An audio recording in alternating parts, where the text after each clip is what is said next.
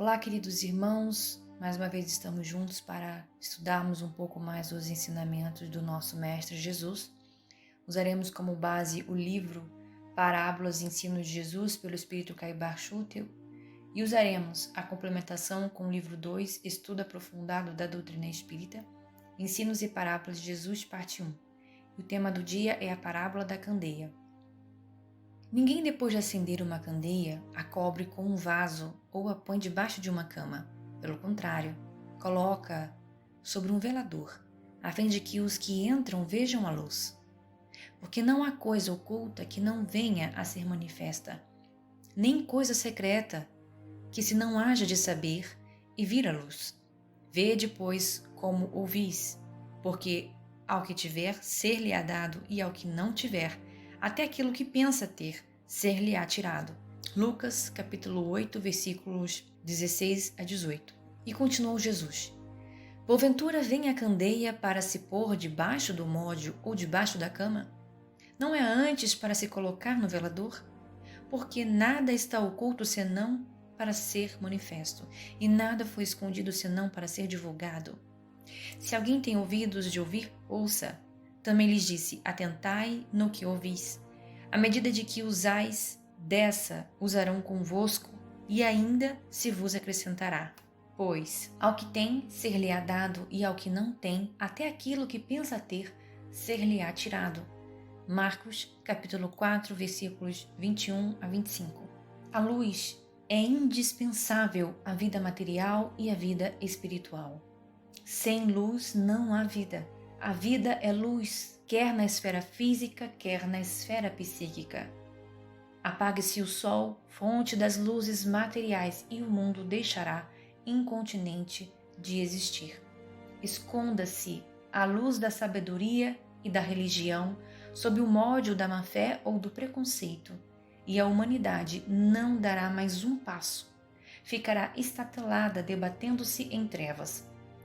Assim, pois, tão ridículo é acender uma candeia e colocá-la debaixo da cama, como conceber ou receber um novo conhecimento, uma verdade nova, e ocultá-los aos nossos semelhantes. Acresce ainda que não é tão difícil encontrar o que se escondeu, porque não há coisa oculta que não venha a ser manifesta. Mais hoje, mais amanhã, um vislumbre de claridade denunciará a existência da candeia que está sob o leito ou sob o módio. E que desapontamento sofrerá o insensato que aí a colocou. A recomendação feita na parábola é que a luz deve ser posta no velador a fim de que todos a vejam. Por ela se iluminem, ou então para que essa luz seja julgada de acordo com a sua claridade. Uma árvore má não pode dar bons frutos, e o combustível inferior não dá pela mesma razão boa luz. Julga-se a árvore pelos frutos e o combustível pela claridade, pela pureza da luz que dá. A luz do azeite não se compara com a do petróleo, nem esta com o do acetileno, mas todas juntas não se equiparam à eletricidade. Seja como for, é preciso que a luz esteja no velador para se distinguir uma da outra, daí a necessidade do velador. No sentido espiritual, que é justamente o em que Jesus falava, todos os que receberam a luz da sua doutrina precisam mostrá-la. Não a esconderem sob o módio do interesse, nem sob o leito da hipocrisia. Quer seja fraca, média ou forte, ilumine na proporção do azeite, do petróleo, do acetileno ou da eletricidade. O mandamento é: que a vossa luz brilhe diante dos homens, para que, vendo as vossas boas obras, que são as irradiações dessa luz, glorifiquem o vosso Pai que está nos céus. Ter luz e não fazê-la iluminar é colocá-la sob o módio. É o mesmo que não a ter. E aquele que não a tem e pensa ter, até o que parece ter, ser-lhe atirado. Ao contrário, aquele que tem, mais lhe será dado. Isto é, aquele que usa o que tem em proveito próprio e de seus semelhantes, mais lhe será dado. A chama de uma vela não diminui, nem se gasta o seu combustível por acender 100 velas. Ao passo que, estando apagada, é preciso que alguém a acenda para aproveitar e fazer aproveitar sua luz. Uma vela acendendo 100 velas aumenta a claridade, ao passo que a apagada mantém as trevas. E como temos obrigação de zelar não só por nós, como pelos nossos semelhantes, incorremos em grande responsabilidade pelo uso da medida que fizemos. Se damos um dedal, não podemos receber um alqueire. Se 1/8, não podemos contar com 1 quilo de restituição. E se nada damos, o que havemos de receber? A luz não pode permanecer sob o módio, nem debaixo da cama. A candeia, embora matéria inerte, nos ensina o que devemos fazer para que a palavra do Cristo permaneça em nós, possamos dar muito frutos e sejamos seus discípulos. Assim, o fim da luz é iluminar e o sal é conservar e dar sabor. Sendo os discípulos de Jesus luz e sal, mister se faz que ensinem, esclareçam, iluminem, ao mesmo tempo que lhes cumpre conservar no ânimo de seus ouvintes, de seu próximo, a santa doutrina do meigo rabino, valendo-se para isso do Espírito que lhe dá o sabor moral para ingerirem esse pão da vida que verdadeiramente alimenta e sacia.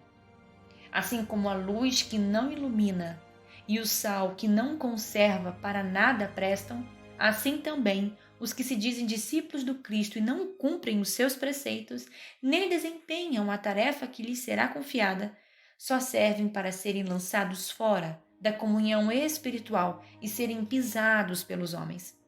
A candeia sob o módio não ilumina, o sal insípido não salga, não conserva, nem dá sabor. Vamos à complementação. A parábola da candeia revela o quanto é importante fazer a divulgação de verdades espirituais. Descendo Cristo das esferas de luz da espiritualidade superior à Terra, teve sob escopo orientar a humanidade na direção do aperfeiçoamento. Brilhe a vossa luz. Eis a palavra de ordem enérgica e suave de Jesus a quantos lhe herdaram o patrimônio evangélico, trazido ao mundo ao preço do seu próprio sacrifício. A infinita ternura de sua angelical alma sugere-nos incisiva e amorosamente o esforço benéfico. Brilhe a vossa luz. O interesse do Senhor é o de que os seus discípulos de ontem, de hoje e de qualquer tempo sejam enobrecidos por meio de uma existência moralizada, esclarecida, fraterna. O Evangelho aí está, como presente dos céus, para que o ser humano se replete com as suas bênçãos, se inunde de suas luzes, se revigore com as suas energias, se enriqueça com os seus ensinos eternos. O Espiritismo, em particular, como revivescência do cristianismo, também aí está, ofertando-nos os oceânicos tesouros da codificação.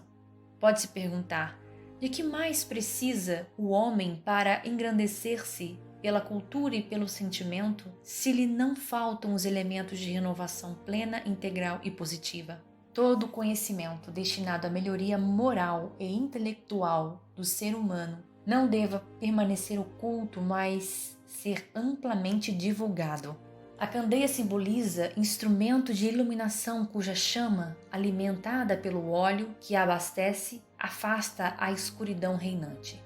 Do ponto de vista espiritual, a candeia assemelha-se à mente esclarecida e enobrecida de valores morais que afasta as trevas da ignorância existentes da humanidade. Os espíritos superiores não mantêm ocultos os conhecimentos que possuem, mas disponibiliza-os a qualquer pessoa. Mantém-se na retaguarda espiritual quem acredita que conhecimentos superiores destinados à melhoria humana devam permanecer ocultos, em círculos fechados, inacessíveis às massas populares. Por força da lei do progresso, a verdade chega, à medida que o ser humano evolui. Se, pois, em sua previdente sabedoria, a providência só gradualmente revela as verdades, é claro que as desvenda à proporção que a humanidade se vai mostrando amadurecida para as receber. Ela as mantém de reserva e não sob o alqueire. Os homens, porém, que entram a possuí-las, quase sempre as ocultam no vulgo com o intento de a dominarem.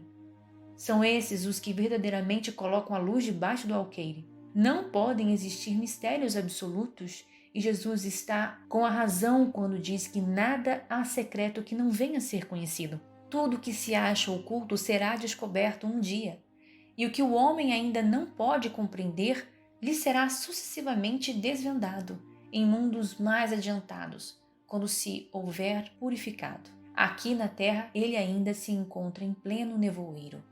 A palavra alqueire citada no texto é a antiga medida de capacidade, que servia também para guardar e reservar o óleo destinado a abastecer a candeia. Segundo Jesus, a candeia acesa deve ser colocada no velador, utensílio formado de uma haste de madeira apoiada numa base, tendo na parte superior uma espécie de disco onde se coloca o candeeiro, candeia ou uma vela. Colocando a candeia no velador, a luz se espalha de maneira uniforme, facilitando a visão das pessoas. Tais ensinamentos do Mestre dão-nos a entender claramente que as leis divinas devem ser expostas por aqueles que tiveram a felicidade de conhecê-las, pois sem esse conhecimento, paralisar-se-ia a marcha da evolução humana. Sabemos que nem todos estão predispostos a acolher a luz. Por isso, quem mais sabe ou quem mais possui valores morais deve com naturalidade irradiar pensamentos, palavras, ações, atitudes e gestos que atinjam os circunstantes de modo agradável e edificante, como chama abençoada. Manda a prudência, entretanto, que se gradue a transmissão de todo e qualquer ensinamento à capacidade de assimilação daquele a quem se quer instruir. De vez que uma luz intensa manda a prudência, entretanto, que se gradue a transmissão de todo e qualquer ensinamento à capacidade de assimilação daquele a quem se quer instruir, de vez que uma luz intensa demais o deslumbraria ao invés de o esclarecer. Cada ideia nova, cada progresso tem de vir na época conveniente. Seria uma insensatez pregar elevados códigos morais a quem ainda se encontrasse em estado de selvageria, tanto quanto querer ministrar regras de álgebra a quem mal dominasse a tabuada. O Espiritismo hoje projeta luz sobre uma imensidade de pontos obscuros.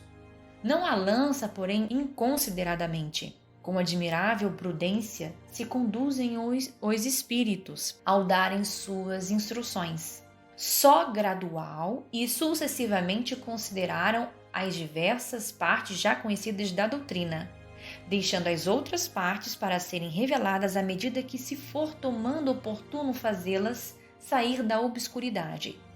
Se as houvessem apresentado completa desde o primeiro momento, somente a reduzido número de pessoas se teriam ela mostrado acessível. Houvera mesmo assustado as que não se achassem preparadas para recebê-la, do que resultaria ficar prejudicada a sua propagação. Se, pois, os espíritos ainda não dizem tudo ostensivamente, não é porque haja na doutrina mistérios em que só alguns privilegiados possam penetrar, nem porque eles coloquem a lâmpada debaixo do alqueire. É porque cada coisa tem de vir no momento oportuno. Eles dão a cada ideia o tempo para amadurecer e propagar-se antes que apresente outra, e aos acontecimentos o de preparar a aceitação dessa outra. A candeia do corpo é o olho. Sendo, pois, o teu olho simples, também todo o seu corpo será luminoso. Mas, se for mau, também o teu corpo será tenebroso. Vê, pois, que a luz que em ti há não sejam trevas. Se, pois, todo teu corpo luminoso, não tendo em trevas parte alguma, todo será luminoso, como quando a candeia te alumia com o seu resplendor. Lucas capítulo 11, versículos 34 a 36. O benfeitor Emmanuel assim se expressa a respeito da candeia do corpo. Atendemos para o símbolo da candeia. A claridade da lâmpada consome força ou combustível. Sem o sacrifício da energia ou do óleo, não há luz. Para nós aqui, o material de manutenção é a possibilidade, o recurso, a vida. Nossa existência é uma candeia viva. É um erro lamentável despender nossas forças sem proveito para ninguém, sob a medida de nosso egoísmo, de nossa vaidade ou de nossa limitação pessoal. Coloquemos nossas possibilidades ao dispor dos semelhantes. Ninguém deve amealhar as vantagens da experiência terrestre somente para si. Cada espírito provisoriamente encarnado no círculo humano goza de imensas prerrogativas quanto à difusão do bem, se persevera na observância do amor universal. Prega, pois, as revelações do alto, fazendo-as mais formosas e brilhantes em teus lábios. Insta com parentes e amigos para que aceitem as verdades imperecíveis, mas não ouvides que a candeia viva de iluminação espiritual é a perfeita imagem de ti mesmo. Transforma as tuas energias em bondade e compreensão redentoras para toda a gente, gastando para isso o óleo da tua boa vontade, da renúncia e do sacrifício, e tua vida em Cristo passará realmente a brilhar. O Espírito que já amealhou recursos no bem, retira nos acontecimentos cotidianos preciosas lições inacessíveis ao cidadão comum. Isso acontece porque ele tem desenvolvida a visão interior, resultante das inúmeras experiências acumuladas ao longo das reencarnações. O seu centro coronário reluz à distância, consoante os valores intelectuais e morais incorporados ao seu espírito. Jesus destaca a importância de termos todo o corpo luminoso, não tendo em parte alguma trevas. Ou seja, é preciso saber que há ciência e há sabedoria, inteligência e conhecimento, intelectualidade e luz espiritual. A pessoa que não sabe fazer essa distinção está sujeita a muitos reveses da existência. Geralmente, todo homem de raciocínio fácil é interpretado à conta de mais sábio. No entanto, há que distinguir. O homem não possui ainda qualidades para registrar a verdadeira luz. Daí a necessidade de prudência e vigilância. Em todos os lugares há industriosos e entendidos, conhecedores e psicólogos. Muitas vezes, porém, não passam de oportunistas prontos para o golpe do interesse inferior. Quantos escrevem livros abomináveis, espalhando veneno nos corações? Quantos se aproveitam do rótulo da própria caridade, visando extrair vantagens à ambição? Não basta o engenho e a habilidade, não satisfaz a simples visão psicológica. É preciso luz divina. Perante o desejo de auxiliar o próximo, devemos aprender a irradiar o bem de forma contínua, independentemente da pessoa ou situação, libertando-nos das manifestações nebulosas do personalismo. Nem sempre a luz reside onde a opinião comum pretende observá-la. Sagacidade não chega a ser elevação, e o poder expressivo apenas é respeitável e sagrado quando se torna ação construtiva com a luz divina. Raciocina, pois, sobre a própria vida. Vê com clareza se a pretensa claridade que há em ti não é sombra de cegueira espiritual. Na medida em que há perseverança na luta educativa, as sugestões negativas do mal não atingem a criatura humana. Caminhando em direção ao bem, o espírito se liberta pouco a pouco das paixões inferiores, revelando um corpo luminoso de virtudes, perseverante. Por outro lado, mantendo-se envolvido pela túnica da humildade, da benevolência, do perdão e da fé, aprende a incorporar a luz em si mesmo. E assim terminamos o estudo de hoje. Que o nosso Senhor Jesus esteja conosco. Um grande abraço.